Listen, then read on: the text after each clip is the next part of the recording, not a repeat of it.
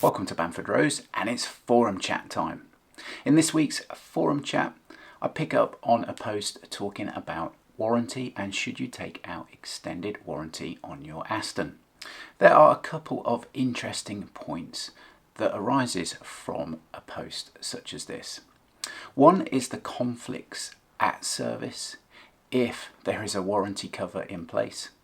And the next is exactly which cars should you take warranty out on. Now I'll cover which cars that you should think about taking warranty out on next week's video. This week's video is about the conflicts that arise at service if there is a warranty in place. Firstly, we'll consider the scenario if this is for a car that's in the franchise network, and then next we'll cover the scenario if the car is in the independent world. Now, viewers of this channel will know well that I advise buying from franchise dealer, get the bells and whistles and get that extended approved used warranty scheme. In the event that something goes wrong or you do need to claim on it, then you've just got a little bit more of a corporate, a little bit more of a formal body company to claim against, rather than it being a generic seller that's perhaps underwriting the warranty themselves.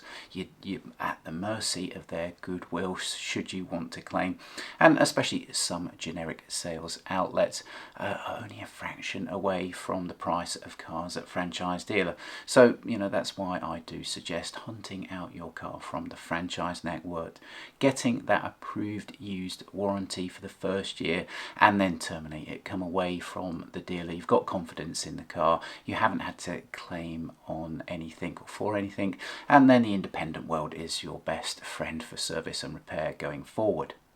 This is because when it comes to servicing your car, if you have taken out another year's extended warranty, then you're going to put the car in for service at the franchised dealer. And what happens, for instance, if they put the car up on the ramp and they do have a good look round? We know from previous videos such as air filter bingo that it might not actually get a closer eye as what you'd expect to have on the car. But let's say that they do give it a good check over, and for instance a commonly seen issue such as the ASM low pressure pipes on a sport shift car are starting to perish. Now, are they going to alert you to the fact that you've got a breakdown looming? And if they do, you'll say, oh well, that's great, I've got an extended warranty on the car so you can fix it. But unfortunately, that extended warranty only ever fixes breakdowns. So if you've been alerted to something, but it's preventative maintenance repair and not an actual outright breakdown, then the warranty isn't going to cover you. This questions whether you'll actually get told about anything which comes under the banner of preventative maintenance.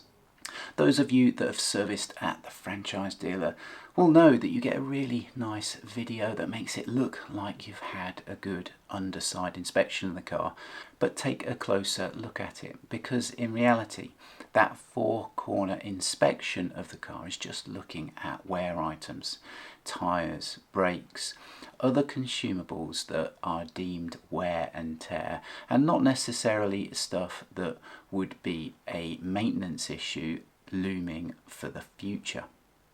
Now, one reason some of these cars need such a lot of work doing when they go to a garage that does give it a decent inspection is because the owner has deferred maintenance. Kick the can down the road, the car is running today, I'm only going to do 1,000 miles in it this year, I don't need to repair X, Y or Z. But there's cars out there where the scenario isn't deferred maintenance, it's issues that have not been alerted to the owner at service because there'd be a conflict, and that conflict would be, well, if we tell them that it needs, for example, the low pressure pipe kit, well, the car hasn't broken down, the warranty's not going to cover it, there's going to be a big argument between us and the customer. So let's just brush that under the carpet, service the car, make him aware of just any consumables, wear items, and then that's okay to let the car out the door at. That scenario is what results in unexpected breakdowns that could have been averted by a bit of preventative maintenance.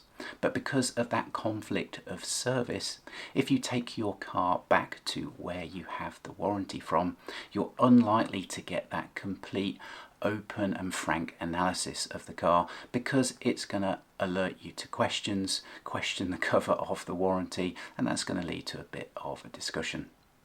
Now let's consider the same scenario but in the independent world. If you've bought a car from a sales outlet and maybe the warranty was underwritten by them, and maybe you've done 2,000 miles and you take it back at next service, well, you're already out of a supposed warranty, but are they going to tell you a lot of stuff that's wrong with the car and then risk a conversation where the owner will say, well, I only bought this from you a year ago. I've only done 1,000, 1,500 miles. You must have sold me the car like that. Just the other week, I had a car come in here for repair. It had just come from service and it had just got a clean bill of health.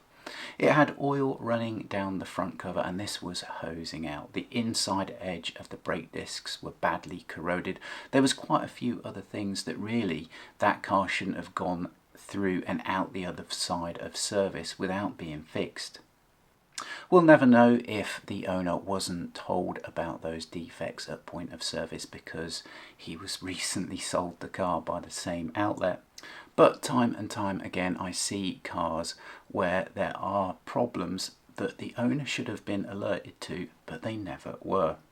Another good example last week was a V12 Vantage that came here for service and a few repair jobs, and as part of the inspection we'd noticed that the mounting pins that secure the carbon ceramic brakes to the bell, there was a few of them where the heads have dropped off the back due to corrosion. Now this is a well-known issue. It's a well-known issue that Brembo are responsible for and have cured through warranty with Ferrari and Bentley, but Aston, they don't get covered under warranty. So this car had a couple of the pins missing, the heads of the pins missing on the back of the disc. Now that car was only sold a couple of thousand miles ago and less than 12 months ago. Due to the progressed state of corrosion on the underside of the car, it's highly unlikely that the heads had fallen off the mounting pins within the last few months. You'd have to say that they had fallen off at point of sale. So if the car went back to the place that it was bought from, it's outside of warranty. Do they, when they inspect the car, identify that the pins are missing and then tell the customer, I'm sorry sir, you're going to have £7,000 worth of new discs because the mounting pins are corroded off? Or are they going to brush that under the carpet because clearly they'll know themselves that they sold the car in that state? Now here's a copy of the service sheets of one of those cars that came in after just being serviced, and apparently the owner was absolutely unaware that any issues existed with his car. Now, as we'll run through them here, the clutch pedal was extremely heavy and biting towards the top, and its feel on pull away didn't feel great. It was very close to dragging. Door struts were poor, but obviously that's just a minor issue. As we said before, the front cover had a very serious oil leak. There was a little bit of a gearbox leak from the selector housing. The window drop on both doors was poor. It's an older level car. It probably needs an update to new level door modules. It's got a bit of suspension bush wear. Oddly it just had a service, yet the radiator drain plug rubber washer was completely perished, risking a leak of coolant. The engine drive belt was quite dry and worn, and on some of the dry sump oil pipe connectors there was a misting and some leaks. When a car comes in for service, that's the chance to give it an honest appraisal. Be pragmatic about what needs repairing and what can be deferred, especially if the mileage is low. But if you were going on holiday or something like that in the car, then you really don't need any conflicts of service preventing you from knowing exactly what the true status of your car is. My advice to avoid this is don't take your car back for service from where you bought it from. Now, as I said earlier in the video, next week's forum chat will cover the cars that you really do or should need to consider quite seriously about putting an extended warranty on. Hope you liked that forum chat.